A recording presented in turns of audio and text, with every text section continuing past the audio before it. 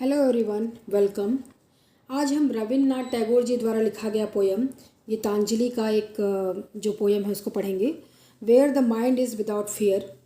और उन्होंने ये जो पोयम की सीरीज़ लिखी है गीतांजलि, उसका ये भाग है, उसका 35वां भाग है, ये 35वां पोयम है और इसका नाम माई हेवन भी है।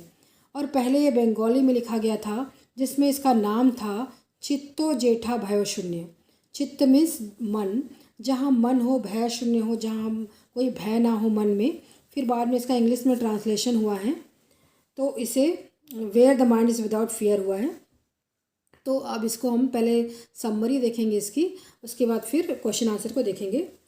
तो ये जो पोएट है, रविन्द्रनाथ टैगोर पोएट हैं, इसमें कहते हैं कि ये स्वतंत्रता पूर्व के दिनों के दौरान लिखी गई ये पोयम है, जब अंग्रेज़ों का गुलाम था भारत, अंग्रेज़ों का उपनिवेश था, कॉलोनी था। और कविता का जो अंतर्निहित विषय पूर्ण स्वतंत्रता है। कवि चाहते हैं कि उनके देश के जो नागरिक हैं वो स्वतंत्र राज्य में रहें। तो इस पोयम में पोएट ने एक आदर्श और एक संपूर्ण देश की कल्पना की है और उससे संबंधित अपने विचार व्यक्त किए हैं। इस प्रकार उन्होंने संपूर्ण देश के मनुष्यों के सद्गुणों या सच्ची स्वतंत्रता पर विशेष जोर दिया है कि इस देश में जो मनुष्य हों, जो लोग हों, उनमें सद्गुण हों, अच्छे गुण हों। ऐसे देश में लोग तीव्र बुद्धि वाले होंगे, उनकी बुद्धि बहुत तेज होगी, इंटेलिजेंट होंगे और उच्च आदर्शों को पालन करेंगे। वो जो मनुष्य होंगे, ज्ञान प्राप्त करने में उन्हें स्वतंत्रता होगी, स्वतंत्रता में उनको कोई बाधा नहीं होगी। वे जाति, रंग तथा धर्म की बुराइयों से दूर रहेंगे। ये जो बुराइयां हैं वो लोगों को आगे नहीं बढ़ने देती, तो इन बुराइयों से वो दूर रहेंगे।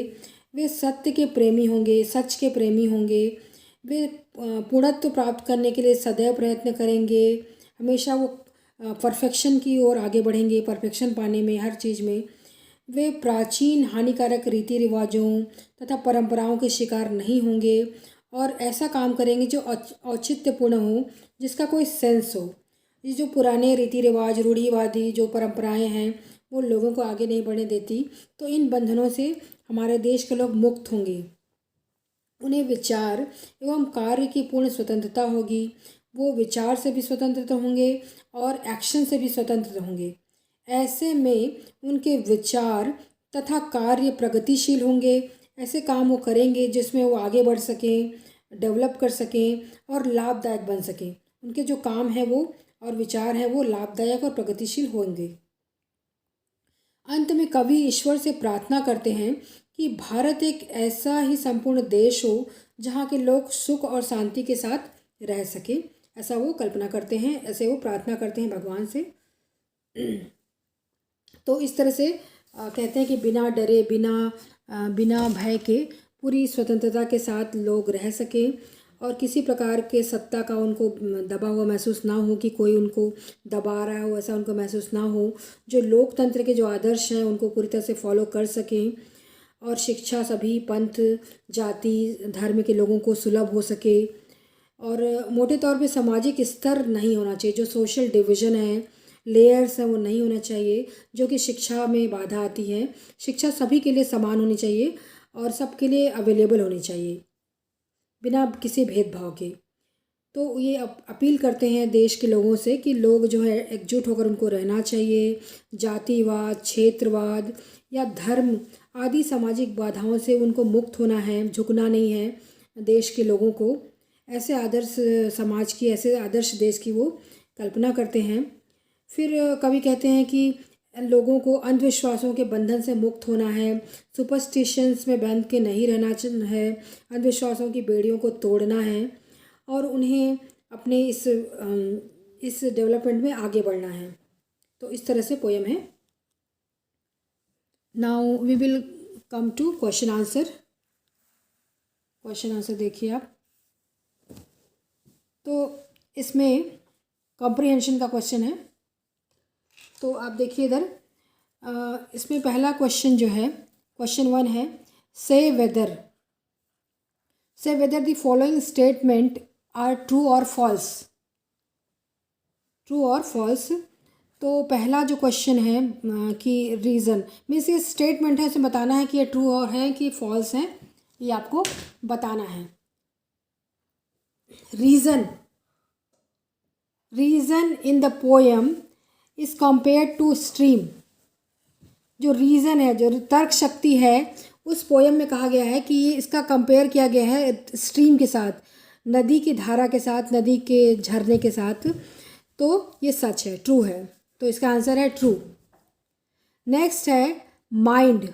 Mind the poem has to express itself in narrow thoughts. तो क्या ऐसा सच है क्या? माइंड जो है, जो मस्तिष्क है, इन पोएम में कहा गया है कि एक्सप्रेस करना चाहिए, उसको नैरो थॉट्स करना चाहिए। नैरो थॉट्स मतलब उसके जो माइंड के विचार हैं वो नैरो होने चाहिए, संकीर्ण होने चाहिए। तो ऐसा तो बिल्कुल नहीं कहा है पोएट ने, तो ये फॉल्स है। बल्कि कहा है कि लोगों को ब्रॉड माइंडेड होना है। Mind is influenced by God. तो ये जो मस्तिष्क है वो गॉड के द्वारा इन्फ्लुएंस्ड है, प्रभावित है, ऐसा उन्होंने कहा है। तो हाँ, ट्रू, 3 ट्रू है, ऐसा उन्होंने कहा है। The poet's country is asleep and he wishes it to wake up. जो पोएट की जो कंट्री है वो अभी सोई हुई है और वो विश करते हैं कि वो जागे, वेकअप हो। तो ये सच है। हाँ, 4 ट्रू है। The world desired by poet is to be divided into small parts. तो क्या ये जो कवि जो कल्पना कर रहे हैं, डिज़ायर कर रहे हैं कि ये जो वर्ल्ड हो वो डिवाइडेड हो, टुकड़ों में डिवाइडेड हो, स्मॉल पार्ट्स में डिवाइडेड हो, ऐसा वो क्या चाह रहे हैं क्या? नहीं, बिल्कुल नहीं चाह रहे हैं, फॉल्स है। Now you come to next question number 2. Reply in one complete sentence each the following questions. In following questions को रिप्लाई करिए। निम्नलिखित प्रश्नों के उत्तर एक संपूर्ण वाक्य में दीजिए। 1 है, why does the poet compares reason with stream. तो कवि ने विवेक बुद्धि की तुलना, विचार शक्ति की तुलना नदी की धारा से क्यों की है? As the stream is crystal clear. जैसे कि जो झरना होता है वो क्रिस्टल क्लियर होता है, बहुत ही साफ़ होता है, चमचमाते रहता है। And ever flowing towards its destination, और हमेशा अपने डेस्टिनेशन की तरफ आगे बढ़ते रहता है। तो इसी प्रकार सो reason is true source of knowledge. उसी प्रकार जो रीज़न है वो नॉलेज का सही सोर्स है और वो झरने के समान है और क्लियर है। तो जिस प्रकार नदी का प्रवाह धारा स्फटिक की तरह साफ एवं दिशा युक्त होता है, उसी प्रकार व्यक्ति का विवेक बुद्धि सत्य और निर्मल स्रोत होता है। नाउ क्वेश्चन 2 देखिए आप। What are the 2 qualities of mind presented in the poem. 2 qualities क्या हैं? मन के किन 2 गुणों का वर्णन कविता में किया गया है? तो fearlessness in thought and action are the qualities of mind presented by the poet. तो पोएट के द्वारा कहा गया है कि जो फियरलेसनेस होना चाहिए, निडरता होनी चाहिए, विचारों में भी, थॉट में भी और एक्शन में भी, कर्म में भी। ऐसा ये 2 क्वालिटी होनी चाहिए माइंड की, ऐसा कहा है। विचार और कर्म में निडरता, इन 2 मन के गुणों का वर्णन इस कविता में किया गया है। What is meant by expression knowledge is free. इस एक्सप्रेशन का क्या मीनिंग है कि नॉलेज फ्री होना चाहिए, ज्ञान स्वतंत्र है, ये इससे क्या अभिप्राय है? The expression knowledge is free means knowledge is not subject to any sort of bondage. तो इसका मीनिंग ये है कि ज्ञान स्वतंत्र है। इसका मतलब ये हुआ कि जो ज्ञान है किसी प्रकार के बंधनों से मुक्त है। बॉन्डेज मतलब बंधनों से, मतलब इसका तो मुक्त होना चाहिए, किसी प्रकार का बंधन नहीं होना चाहिए नॉलेज में। Now 4, to whom is poem addressed. किसे संबोधित करते हुए ये पोएम लिखा गया है? तो ये जो पोएम है एड्रेस टू गॉड, भगवान को संबोधित करते हुए लिखी गई है। भगवान को बहुत ज़्यादा मानते थे रविन्द्रनाथ टैगोर, बहुत ज़्यादा भक्ति करते थे। और हुआ क्या था कि उनके बहुत सारे चिल्ड्रन थे, बच्चे थे, उनकी डेथ हो गई थी किसी न किसी वजह से, जिसकी वजह से वो बहुत ज़्यादा डिप्रेस्ड हो गए थे। लेकिन उन्होंने भगवान की जो डिवोशन है वो नहीं छोड़ी थी और उनको डिवोट करते हुए ये पोएम लिखा है, गीतांजलि। और उनका जो डिवोशन है भगवान में और ज़्यादा बढ़ गया था, इसकी उनके दुखों की वजह से और ज़्यादा बढ़ गया था। तो now we will come to question 5। Why does the poet compare dead habit to dreary desert land. तो इस कवि ने रीति रिवाज की तुलना, ये जो डेड हैबिट है ना, रीति रिवाज, जो पुराने रीति रिवाज होते हैं, उनकी तुलना नीरस मरुभूमि से, रेत से क्यों की है। Just the dreary desert land is dull, जैसे कि जो मरुस्थल होता है, जो डेजर्ट लैंड होता है, बहुत ही डल होता है, नीरस होता है, लाइफलेस होता है, कोई जीवन नहीं होता। सो ऑल्सो द आउटवर्न कस्टम, उसी तरह से जो पुराने कस्टम, पुराने रूढ़िवादी रीति रिवाज जो होते हैं, उनका कोई मतलब नहीं होता, बहुत ही ज़्यादा डल होते हैं, उबाऊ होते हैं और डेजर्ट की तरह होते हैं, इसलिए उन्होंने ऐसा कहा है, तुलना किया है। नाउ ये थर्ड में आ जाइए आप। हाँ, इज़, ये थर्ड सेक्शन देखिए, is not more than more to make the list of the qualities that the poet wishes is to represented in the world. तो 50 शब्दों में से एक सूची बनाइए जिसमें कवि के अनुसार इस दुनिया में क्या क्या अच्छाइयाँ होनी चाहिए। तो इस पोएम में जो पोएट हैं वो एक आदर्श देश की कल्पना कर रहे हैं कि मेरा ये आदर्श देश कैसा हो। तो इसी में क्या क्या पॉइंट्स होने चाहिए हमको बताना है इस आदर्श देश में। तो according to poet the world should be intact, ये जो दुनिया हो वो पूरी तरह से इंटैक्ट हो, वो टुकड़ों में ना बटी हो, not broken up into fragments, और किसी प्रकार से टुकड़ों में नहीं बटी चाहिए ये जो दुनिया है, ये जो वर्ल्ड है। People's mind should be fearless, और लोगों के जो माइंड है वो फेयरलेस हो, निडर हो, broad in thought and action, और जो लोगों के माइंड हो ब्रॉड हो, और थॉट और एक्शन दोनों में ही ब्रॉड होने चाहिए। वो एक्शन, वो विचार में भी खुले दिल के होने चाहिए, और एक्शन में भी, कर्म में भी होने चाहिए खुले दिल के, ब्रॉड माइंडेड होने चाहिए। Their reason should be clean, उनका जो रीज़न है, उनका जो तर्क शक्ति है, क्लीन होना चाहिए, साफ़ सुथरा होना चाहिए, क्लैरिटी होनी चाहिए। As the following streams and their hand should strive hard to attain perfection, जैसे कि फ्लोइंग स्ट्रीम, उनका जो रीज़न, उनका तर्क शक्ति बहते हुए झरने के समान होनी चाहिए, फ्लोइंग स्ट्रीम की तरह होनी चाहिए। और उनके जो हैंड्स होते हैं हमेशा स्ट्राइव करते रहना चाहिए, कुछ ना कुछ परफेक्शन हासिल करने में, कुछ ना कुछ आगे बढ़ने में।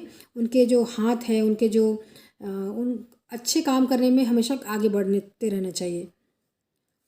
The poet wants knowledge to be free so that the world may become a nice place to live in, poet चाहते हैं कि जो नॉलेज हो इस दुनिया में फ्री हो, इस देश में फ्री हो, ताकि वहाँ उस वर्ल्ड में, उस देश में सब कुछ, जो जो जो प्लेस बहुत अच्छी जगह बन सके, बहुत सुंदर जगह बन सके, और लोगों को जहाँ सुख और शांति मिल सके। तो इस तरह से है। नाउ फोर्थ सेक्शन में आइए आप। Find the odd one out, justify in about 20 words why do you consider the items odd. निम्नलिखित में से असंबद्ध को बाहर निकालिए, जिसमें आपने असंबद्ध क्यों माना, उचित कारण बताइए। तो परफेक्शन, परफेक्शन का मीनिंग होता है पूर्णता, प्रवीणता। फ्रीडम, फ्री नॉलेज, स्वतंत्र ज्ञान। ट्रूथ मतलब सच्चाई। आ जाइए इधर। Mind resulting in thought and action, विचार और कर्म की उपज। फियर मीन्स डर। तो इनमें से जो फियर है वो सबसे अलग है। ये जो बाकी जो चीज़ें हैं वो देखिए आप पॉजिटिव है, सब चीज़ें पॉजिटिव हैं, जैसे कि परफेक्शन पॉजिटिव है, फ्री नॉलेज पॉजिटिव चीज़ है, ट्रूथ पॉजिटिव चीज़ है, और mind resulting in thought and action है। लेकिन जो निडर, जो फियर है, डर है, ये बस नेगेटिव भावना है, तो ये अलग होगा, असंबद्ध है, सबसे संबंधित नहीं रखता। So fear is odd as all the other words mentioned have a positive meaning. On the other hand, fear has a negative terms. ठीक है। अब आ जाइए वोकेबलरी पे आ जाइए। वोकेबलरी में दो शब्द इसमें जो टेक्स्ट में जो रहते हैं उससे संबंधित है।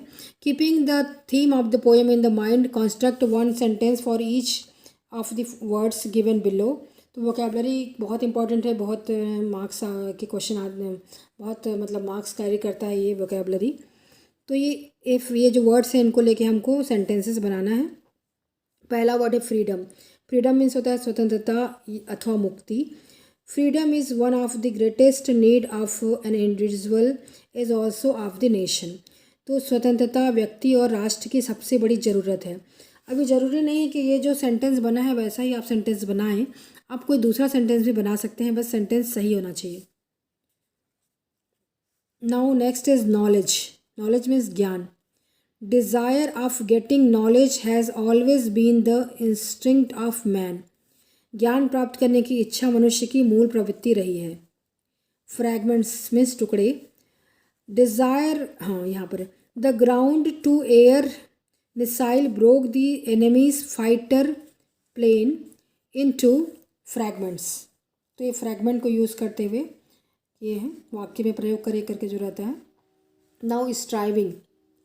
स्ट्राइविंग मीन्स क्या होता है? प्रयत्न करना. मैडम क्या है? Madan. Madan is striving to clear ISS exam. Madan IAS की परीक्षा उत्तीर्ण करने की प्रयत्न कर रहा है. Now walls. वॉल्स है दीवारें. वॉल मीन्स दीवारें. There should be no walls between the people of different caste. अलग अलग जातियों के लोगों के बीच में दीवारें नहीं होनी चाहिए. Now match the words in the A with the B in with antonyms. ये एंटोनिम्स को मैच करना है. इस तरह के आते हैं आपके में क्वेश्चन, एंटोनिम्स सिनोनिम के क्वेश्चन वोकैबुलरी में. फर्स्ट ईयर का सिलेबस है ये. तो देखिए ये है. पहले जो रहेगा वो मैच नहीं रहेगा, आपको मैच करके लिखना है. तो इसमें मैचिंग ये है हाई का, क्योंकि इसमें एंटोनिम्स बनाना है. एंटोनिम्स मीन्स होता है विपरीत शब्द. तो हाई का उल्टा लो है. नॉलेज का उल्टा इग्नोरेंस है. परफेक्शन का एंटोनिम इनपरफेक्शन है. फ्रीडम का एंटोनिम है बॉन्डेज. बॉन्डेज मीन्स बंधन. तो इस तरह से फिर वहाँ पर देखिए फियर का अपोजिट है करेज.